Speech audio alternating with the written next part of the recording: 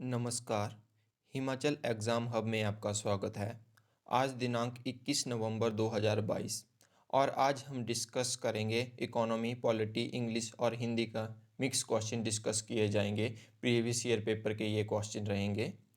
तो हम डिटेल में डिस्कस करेंगे इन इकोनॉमी, पॉलिटी, इंग्लिश और हिंदी के सेक्शन को, जिससे ये आपके आने वाले जो भी एग्ज़ाम है, हाई कोर्ट क्लर्क का एग्ज़ाम है और भी हमीरपुर बोर्ड के एग्ज़ाम हैं और कंडक्टर का एग्ज़ाम है, इनमें बहुत हेल्पफुल रहेगी आपको ये वीडियो। आप डेली इस वीडियो को फॉलो करें, जिससे आपको ज़रूर हेल्प मिलेगी। और आप टेलीग्राम ग्रुप भी ज्वाइन कर लें।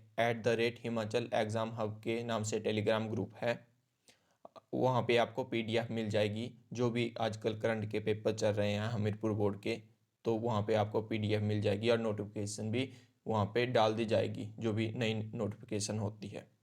तो आइए डिस्कस करते हैं क्वेश्चन नंबर 184 से। Which of the following organisation agencies work for the welfare of animals? प्राणियों के कल्याण के लिए निम्न में से कौन सी संगठन एजेंसी कार्यरत है? तो ये है आपकी पेटा। 184 का सी सही आंसर है। अगर हम पेटा की बात करें तो अगर इसकी फुल फॉर्म है तो इसकी फुल फॉर्म है people for the ethical treatment of animals. ठीक है, ये लार्जेस्ट ऑर्गेनाइजेशन है वर्ल्ड में जो एनिमल को ट्रीटमेंट देती है, उनकी जो केयर करती है। और अगर हम बात करें ये कब इसको ओपन किया गया, कब ये एस्टेब्लिश्ड हुई, तो ये 1962 को 1962 में एस्टेब्लिश्ड हुई। Next question 185। Which of the following banks in is known as the apex bank of agriculture and other related activities in rural area of India? निम्न में से कौन सी बैंक भारत के ग्रामीण क्षेत्रों से संबंधित क्रियाएं तथा कृषि के लिए अपेक्स बैंक के रूप में जानी जाती है? तो ये जानी जाती है आपकी नाबार्ड। 185 का सी सही आंसर है। अब हम नाबार्ड की बात करते हैं कि प्रीवियस ईयर पेपर में कौन कौन से क्वेश्चन आ चुके हैं नाबार्ड से। तो अपने ध्यान से ये क्वेश्चन या तो नोट डाउन कर लेनी है या तो अपने समझ लेनी है, क्योंकि ये क्वेश्चन अक्सर एग्जाम में पूछे ही जाते हैं नाबार्ड से रिलेटेड। तो एक तो ये पूछा जाता है कि जो नाबार्ड की स्थापना हुई थी ये कब हुई थी, कौन सी डेट को हुई थी? तो इसकी स्थापना हुई थी 12 जुलाई 1982 को, 12 जुलाई 1982 को इसकी स्थापना हुई थी। और किस कमेटी की रिकमेंडेशन से इसकी स्थापना की गई, ये भी क्वेश्चन पूछा जाता है। तो ये शिव रमन कमेटी की रिकमेंडेशन से इसकी स्थापना की गई, ये भी अपने ध्यान रखना है। और एक तो नाबार्ड की फुल फॉर्म भी पूछ ली जाती है पेपर में कि नाबार्ड की फुल फॉर्म क्या है। तो इसकी फुल फॉर्म है national bank for agriculture and rural development, ये इसकी फुल फॉर्म है। और एक क्वेश्चन ये पूछा जाता है कि जो नाबार्ड है वो कौन से 5 ईयर प्लान में इसको एस्टेब्लिश्ड किया गया? तो इसको एस्टेब्लिश्ड किया गया 6th 5 ईयर प्लान में। तो ये सारी आपने ध्यान में रखनी है बातें जो प्रीवियस ईयर पेपर में क्वेश्चन पूछे गए हैं। Next question 186। Earning of stock paid to share holders is known as? स्कंध से प्राप्त कमाई अंशधारकों को भुगतान की जाए कहलाता है। तो 186 का आपका सही आंसर है सी, डिवाइडेंड। ठीक है, अगर डिवाइडेंड क्या है? डिवाइडेंड एक रिवॉर्ड है, रिवॉर्ड दिया जाता है। ये या तो रिवॉर्ड होता है किसी भी फॉर्म में, या तो कैश हो सकता है जो कंपनी अपने शेयर होल्डर को देती है। ठीक है, तो डिवाइडेंड ये है, ये रिवॉर्ड हो सकता है वेरियस फॉर्म में, है ना। और कैश पेमेंट भी हो सकती है, कैश भी हो सकता है जो कंपनी देती है अपने जो शेयर होल्डर है उनको देती है डिवाइडेंड। तो ये आपने ध्यान रखना है। 185। The name Harishankar Prasad Chaurasia is associated with instrument? Harishankar Prasad Chaurasia किस वाद से संबंधित थे? तो ये संबंधित है आपके बांसुरी से, डी इसका सही आंसर है। अगर हम बात करें हरिशंकर प्रसाद चौरसिया की, तो इनका जन्म हुआ था 1 जुलाई 1938, 1 जुलाई 1938 को इनका जन्म हुआ था। और ये इंडियन फिल्म म्यूजिक डायरेक्टर भी रह चुके हैं जो बांसुरी बजाते थे, और इनका जन्म हुआ था इलाहाबाद यूपी में। अगर हम आप इसको सर्च करेंगे अपने इंटरनेट पे कि हरिशंकर प्रसाद चौरसिया कौन थे, तो आपको इनकी पिक दिखाई देगी। आप जरूर इनको जानते होंगे, तो आप पिक इनकी देख लें। हरिशंकर प्रसाद चौरसिया की बहुत फेमस ये बांसुरी वादक थे। Next question 188। Fill in the blanks is the highest sports award of the country. अपने देश का सर्वोच्च खेल पुरस्कार है, तो ये है आपका राजीव गांधी खेल रत्न अवार्ड। डी इसका सही आंसर है। अगर हम बात करें राजीव गांधी खेल रत्न अवार्ड की, तो ये कब स्टार्ट किया गया? तो ये स्टार्ट किया गया 1991-92 में इसको देना स्टार्ट किया गया, राजीव गांधी खेल रत्न अवार्ड को। ठीक है, यह हाईएस्ट स्पोर्ट्स अवार्ड है इंडिया का। अब और फिर जो ये राजीव गांधी खेल रत्न अवार्ड है, तो इसका नाम बदल दिया गया है 2021 में, इसका नाम चेंज कर दिया गया। तो अब इसका नाम रखा गया है मेजर ध्यानचंद खेल रत्न अवार्ड, इसका अब नाम रखा गया। और इसमें क्या इनाम मिलता है, ये भी क्वेश्चन पूछ लिया जाता है कभी कभार पेपर में कि इसमें मिलता है आपको एक मेडल मिलता है, एक सर्टिफिकेट मिलता है और 25 लाख आपको प्राइज मनी मिलती है राजीव गांधी खेल रत्न अवार्ड। अब इसका नाम बदलकर मेजर ध्यानचंद खेल रत्न अवार्ड कर दिया गया है, 2021 में नाम चेंज कर दिया है इसका। इसकी मनी मनी प्राइस पूछ लिया जाता है अक्सर एग्जाम में कि कितने मनी प्राइस कितने मिलता है इसको, तो 25 लाख प्राइज मिलता है।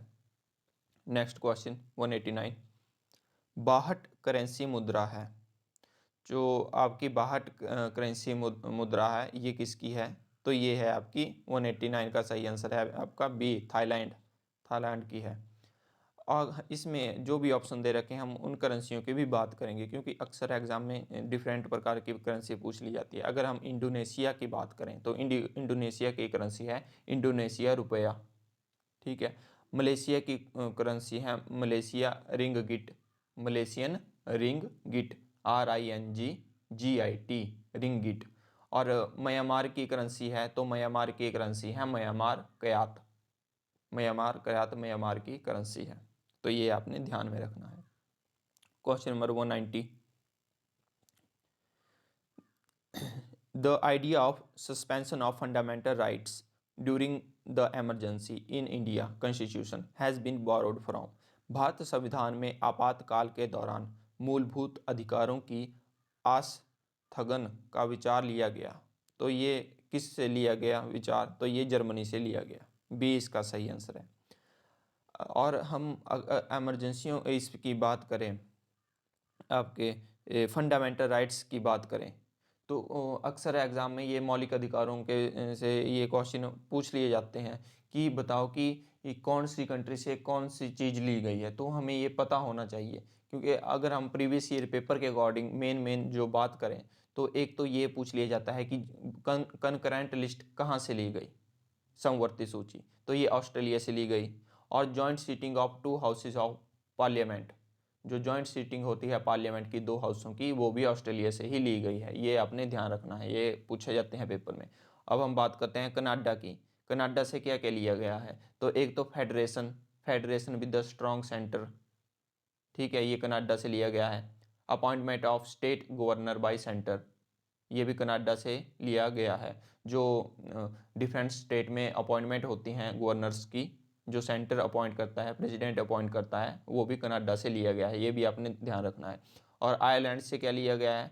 DPSP, directive principle of state policy, ये आयरलैंड से लिया गया है, ये अक्सर एग्जाम में पूछा जाता है। Nomination of member of Rajya Sabha, ये भी आपके आयरलैंड से लिया गया है। Method of election of the president, जो हमारे प्रेसिडेंट के इलेक्शन का जो मेथड है वो भी आयरलैंड से लिया गया है, ये भी आपने ध्यान रखना है।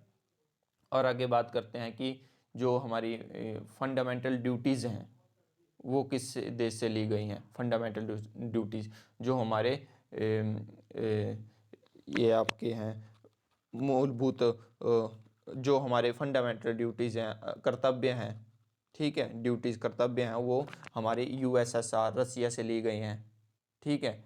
और रसिया से एक और चीज़ ली गई है जो हमारे प्रेम्बल में है, सोशलिस्ट इकोनॉमिक एंड पॉलिटिकल, ये भी USS रसिया से ली गई है। ये भी पेपर में पूछा जाता है कि बताओ सोशल इकोनॉमी एंड पॉलिटिकल कहाँ से लिया गया है। आइडियल ऑफ जस्टिस है ये तो प्रेम्बल्स जो हमारे प्रेम्बल में है, ये रसिया से लिया गया है। और सिंगल सिटीजन पूछ ली जाती है पेपर में कि सिंगल सिटीजनशिप कहाँ से ली गई है, तो ये इंग्लैंड से ली गई है, UK इंग्लैंड से ली गई है। और सेंट्री गवर्नमेंट जो हमारी पार्लियामेंट गवर्नमेंट है सेंटर में, वो भी यूके से ली गई है। कैबिनेट सिस्टम वो भी हमारे यूके से लिया गया है। ये सारी बातें अपने ध्यान रखनी है। यूएसए से फंडामेंटल राइट्स लिए गए हैं। जुडिशियल रिव्यू लिया गया है यूएसए से। इम्पीचमेंट ऑफ प्रेसिडेंट लिया गया है USA. Removal of supreme court and high court जजेस ये भी यूएसए से लिया गया है। और पोस्ट ऑफ वाइस प्रेसिडेंट ये भी यूएसए से ली गई है। तो ये सारी बातें आपने ध्यान रखनी है। नेक्स्ट क्वेश्चन, और जर्मनी से ये जो मैंने आपको बताया, जर्मनी से suspension of fundamental rights during emergency, ये इस क्वेश्चन में डिस्कस हो गया, ये भी जर्मनी से लिया गया है।